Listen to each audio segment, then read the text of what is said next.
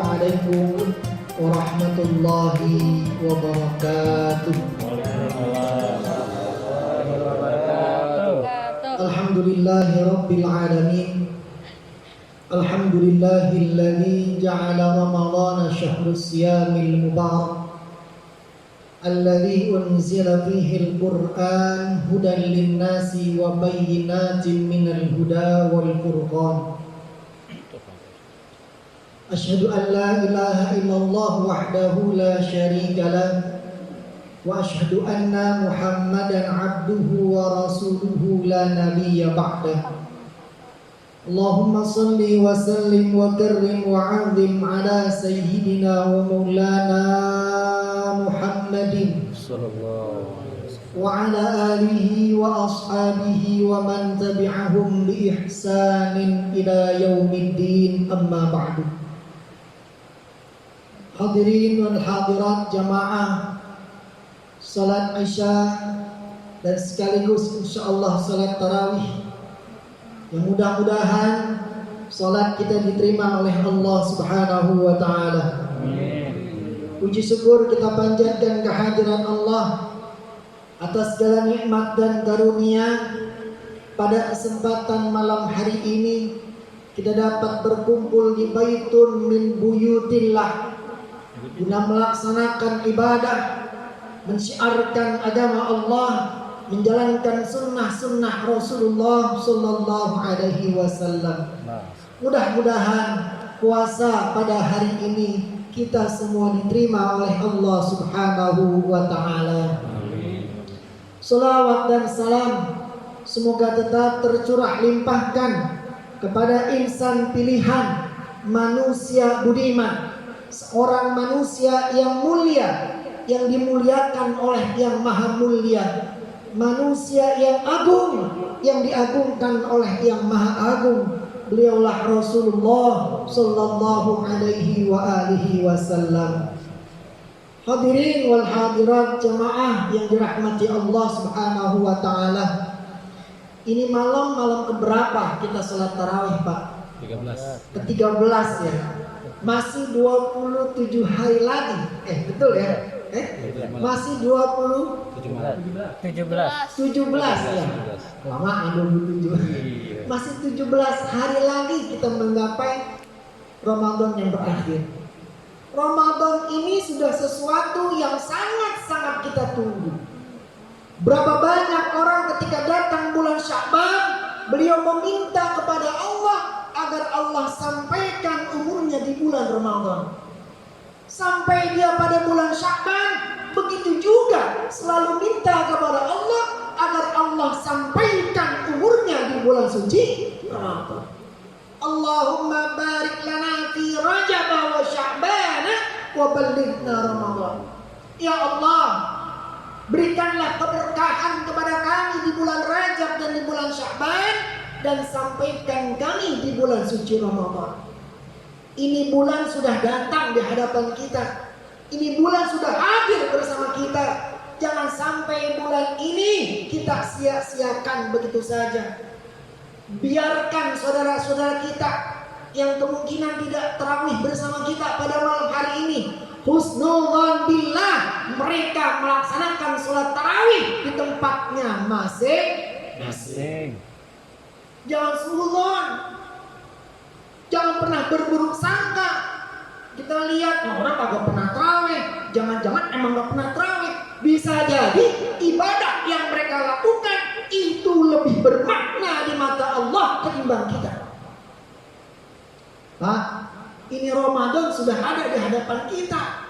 Ibarat kata ketika kita menghadapi, kita berharap kepada orang yang kita cintai akan datang kepada rumah kita.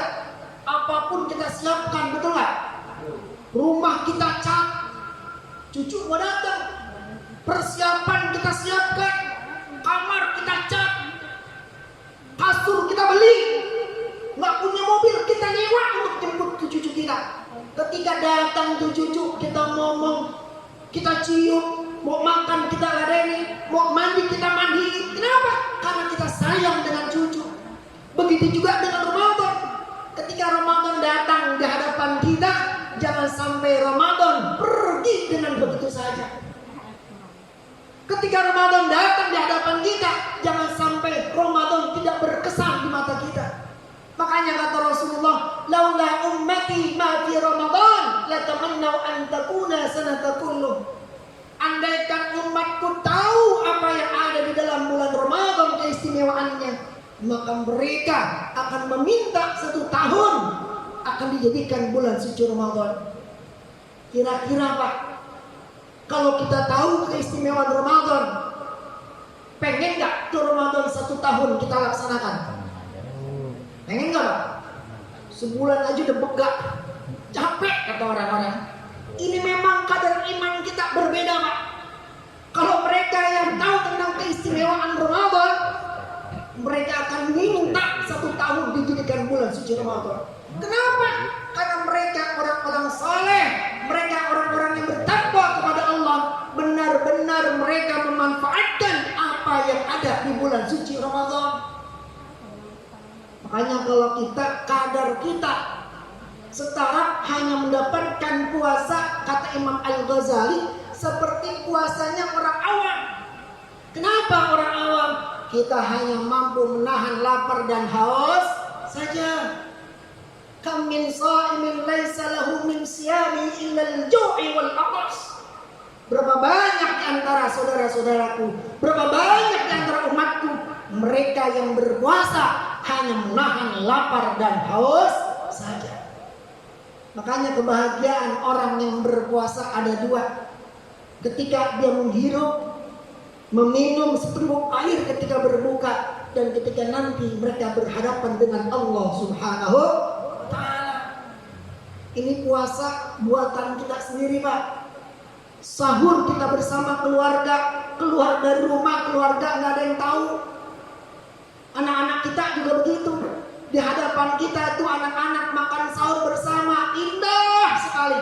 Tapi kita nggak pernah tahu di luar sana apa yang dikerjakan oleh anak kita. Bisa jadi, alhamdulillah mereka makan bersama dengan teman-temannya.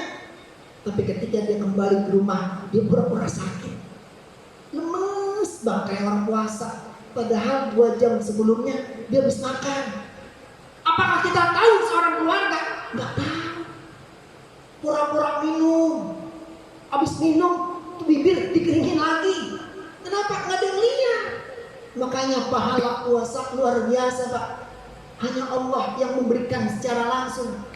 Ayo, ini bulan-bulan Ramadan, bulan yang begitu amat sangat istimewa, bulan yang begitu amat sangat diagungkan oleh Allah, bulan yang kita nanti-nanti. Jangan sampai ini Ramadan pergi begitu saja, tidak berbekas, tidak berakar, tidak menyebabkan takwanya kita kepada Allah. Karena yang menyebabkan puasa diterima bukan karena dia ibadahnya mantap, tapi perubahan seorang manusia dari sebelum puasa dan setelah puasa. Kenapa orang diibaratkan bagaikan kayaumi walayat ummu, bagaikan seorang bayi yang baru dilahirkan. Kenapa? Karena tingkat takwanya berubah, tingkat takwanya yang meningkat. Dari takwa yang kita ibaratkan 20% menjadi 80 bahkan 90%. Inilah yang dikatakan la'allakum tattaqun. Makanya ujung ayatnya bukan la'allakum turhamun, bukan la'allakum tashkurun, tapi usai kita melaksanakan perintah puasa yang Allah janjikan sebuah sertifikat yang tidak dimiliki oleh makhluk siapapun, yang hanya Allah yang memberikan, yakni sebuah sertifikat takwa kita kepada Allah Subhanahu wa Ta'ala. Sulit Pak, meraih predikat takwa itu sulit. Kenapa? Definisi takwa imtisalul awamirillah wajtinabu nawahillah. Yazid wa yanqus, masalah iman. Ketika kita sholat iman kita naik, tapi ketika di luar sholat kita nggak tahu ada barang yang tertinggal, itu barang-barang syubhat. Karena iman kita sudah mulai lepas, barang itu kita ambil. Iman kita yang kos berkurang. Bagaimana tak bertakwa kita akan dekat kepada Allah. Al-imanu yazidu wa yanqusu. Iman kadang naik, iman kadang turun. Bagaimana iman itu akan naik? Bagaimana kita memperlakukan iman kita kepada Allah Subhanahu wa ta'ala. Mudah banget Pak. Melepas iman itu mudah. Selesai kita sholat, kita berzina. Yang sudah kita bangun dari sholat subuh, bahkan tengah malam kita berzikir kepada Allah, kita sholat malam, kita baca Quran, tasbih gak pernah berhenti. Ada orang kita punya uang, kita sedekahkan harta kita.